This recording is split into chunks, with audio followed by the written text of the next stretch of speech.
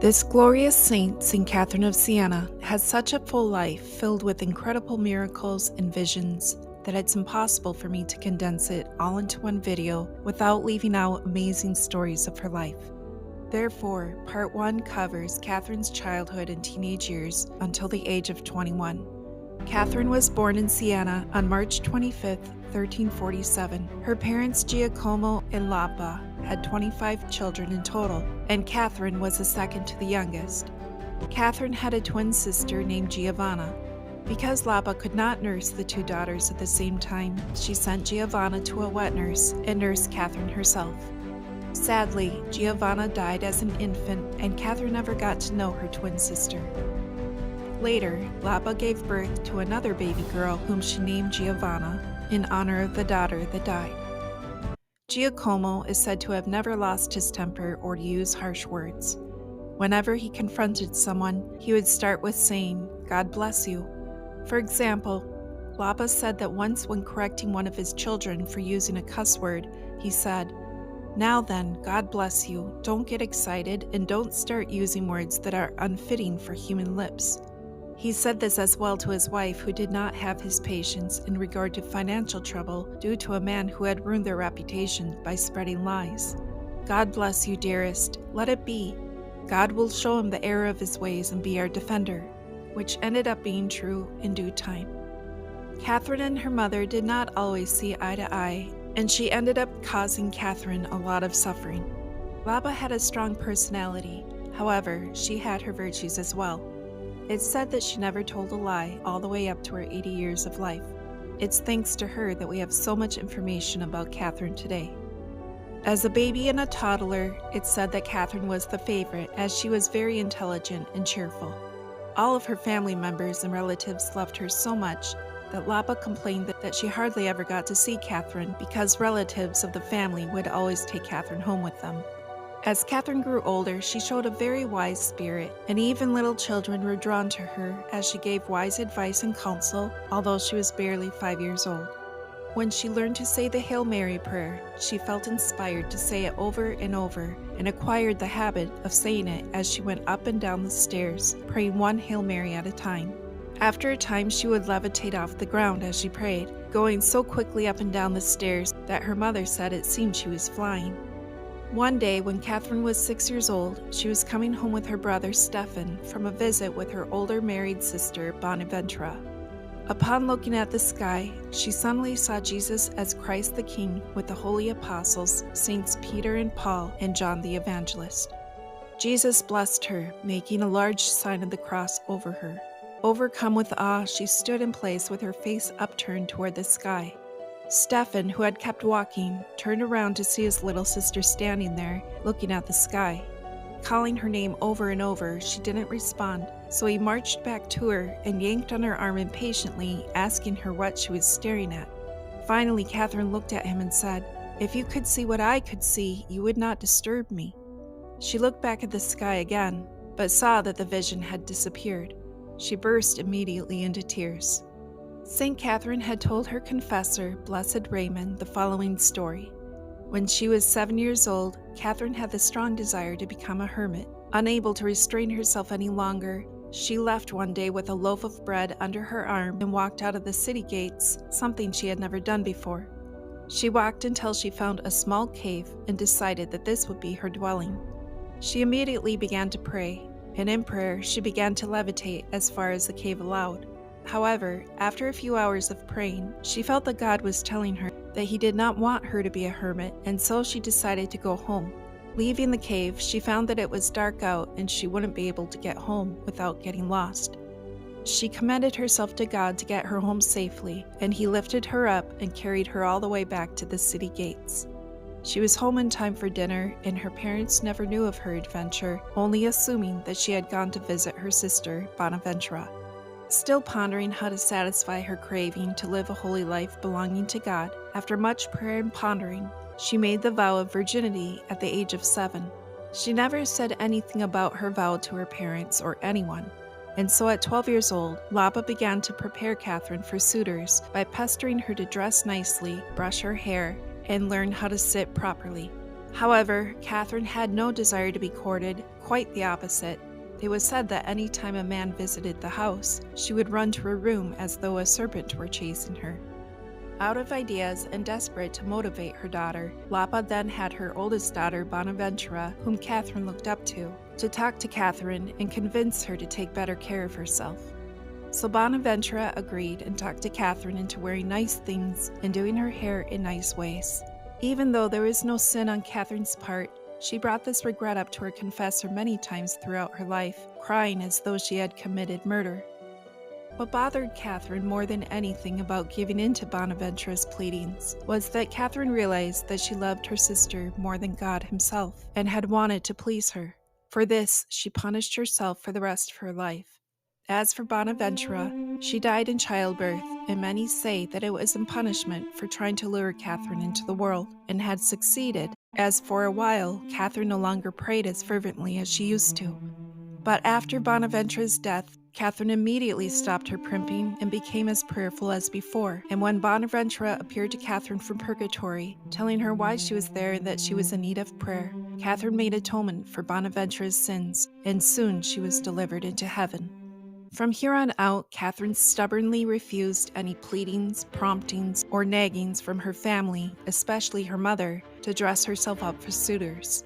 In fact, under the advice of a priest who told Catherine to cut her hair to show how serious she was, Catherine immediately cropped her hair as close to the scalp as possible. She then covered it with a cap. When her mother asked her why she was wearing a cap on her head, Catherine mumbled something in reply instead of answering her outright. Lapa snatched the cap off and gasped, "Daughter, what have you done to your hair?" Catherine just walked off, and hearing Lapa's shrieks, her father and brothers came running to see what was the matter. As a result, the entire family was very angry with Catherine, for she had very beautiful hair. Her family told her, "You wretched girl, you may have cut off your hair, but it will grow back again, and we will force you to take a husband." It's said that this period in Catherine's life was even more painful than when her sister died, as her whole family continually persecuted and hounded her. As a punishment, they took her room away from her so that she would not be able to be alone and pray, and instead, she would have to be a servant to her family, cooking the meals, cleaning messes, and washing the clothes, all the while insulting her and mocking her. But nothing could take Catherine away from prayer. If anything, this terrible treatment from her family taught her mental prayer, as she made a cell within her soul to pray as she worked for her family. It was to her spiritual director, Blessed Raymond, who had complained one day that all of his responsibilities and duties gave him no time to pray. Make yourself a cell within your own mind from which you never need to come out. When he asked her how she kept her composure while her family mistreated her as she served them, she said that she imagined that she was serving the Holy Family. Her father was Jesus, her mother was the Blessed Virgin, and her brothers were the apostles. All of this ended when her father walked in on Catherine one day while she was praying in her brother's room. Her father entered to get something, and when he saw Catherine praying in a corner, he saw a pure white dove hovering above her head. Upon her father's entrance, the dove flew out the window. When Giacomo asked Catherine about the dove, she said she had no idea what he was talking about. All of this made a deep impression on Giacomo, making him rethink of their treatment of Catherine and forcing her to marry. One night, she had a dream in which Saint Dominic appeared to her, holding the Dominican habit, reassuring her, "Sweetest daughter, take courage and fear no obstacle, for you will put on this habit as is your wish." Catherine was so happy that she began to cry tears of joy, which woke her up from her dream. So encouraged and fortified by this vision, she wasted no time telling her family of her resolve. "For a long time you have been talking amongst yourself to marry off to some mortal, corruptible man, and though I cordially detest the idea, as you must have been able to see from the number of signs that I have given you, I have kept quiet. But now the time for keeping quiet is over, and I must tell you plainly what is in my heart and what my real intentions are. You must know that when I was a little girl, I made the vow of virginity, and that I promised Jesus that I would never marry anyone but him through all eternity. The more you go on about this, you will be wasting your time, so I advise you to throw all thoughts of an engagement for me to the winds, because I have no intention whatsoever of obliging you in that respect. I must obey God rather than men. Further, if you want to keep me in this house as a servant, I am quite prepared to stay and will willingly do my best to serve you. But if you prefer to cast me out, you can rest assured that I will not deviate from my intention, not even by a hair. I have a rich and powerful husband who will never let me die of hunger, and I am certain that he will never let me go without any of the things I need."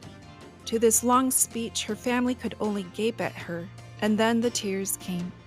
They could not believe that this was Catherine speaking so forcefully and confidently, she who had always been quiet and timid.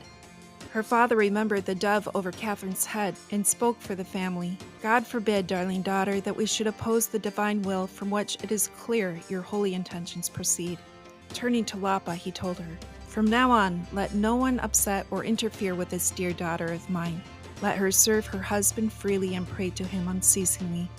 And so, Catherine was given a room to herself where she spent all her time praying and scourging herself. She fasted as well, and started abstaining from meat since she was a little girl, discreetly giving her meat to the family cat. Now, as a teenager, she gave up meat completely, only eating bread, herbs, and watered-down wine. By the time she was 15, she had given up drinking wine completely, drinking only well water. By the time she was 20, she had also given up bread and only ate herbs and water. For the rest of her life, it's said that she had given up eating completely, living off of only the Eucharist. Blessed Raymond himself saw this and said, "It always seemed to me her whole life was a constant miracle, as what was visible before our eyes was impossible." For a bed, Catherine slept on boards and wound a heavy chain around her waist under her woolen clothes. This chain would become embedded in her skin, and near the end of her life, her confessor instructed her to take the chain off for good. She did so, although with much reluctance. She slept for only 15 minutes a night, and then a half hour every other night. She tried even then to not sleep unless her body gave out in exhaustion. She told Blessed Raymond that giving up sleep was the hardest of all. Blessed Raymond attests that even though she barely ate and barely slept, she got all her energy from talking about God. If she didn't talk about him, she became weak and so tired that she seemed almost breathless. But when she did talk about him, she was energetic, cheerful, and able to do vigorous tasks. When her mother found out that Catherine was sleeping on boards, she was so upset and nervous about it that she made Catherine share the bed with her. At first, Catherine tried to gently reason with her, but nothing could calm her mother down. So eventually, Catherine brought 2 planks of wood and hid them under the sheets so that she could still sleep the way she felt inspired to. When Lapa found out about this, she gave up, saying, "I can see you are only becoming more obstinate in your will. Sleep wherever and however you wish."